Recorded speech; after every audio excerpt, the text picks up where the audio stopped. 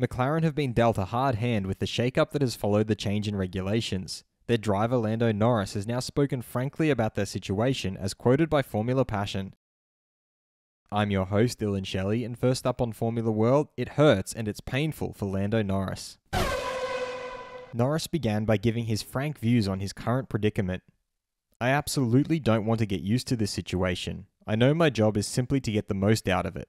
Of course it hurts and it's painful to know that you could put in as much effort as possible and still find yourself in 13th, 15th, 16th.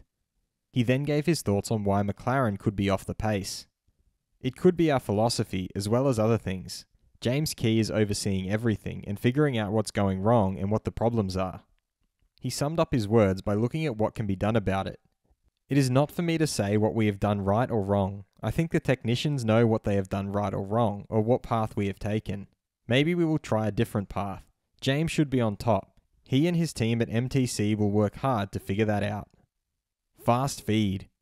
McLaren's Daniel Ricciardo thinks that mentally to remain, let's say, calm and chill and level-headed and sensible, you need to realise that we're not looking for 3 or 4 tenths. It's over a second if we want to fight for wins.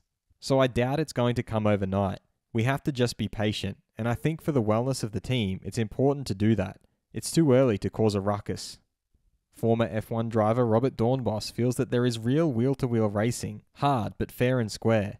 I don't have the feeling that with Leclerc and Max it can go wrong. Maybe in race 20 if it comes down to the title.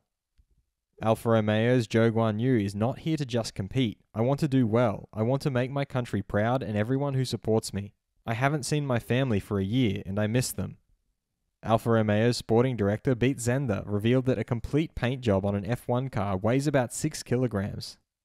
McLaren team principal Andreas Seidel confirmed that weight is a problem for all teams except Alfa Romeo.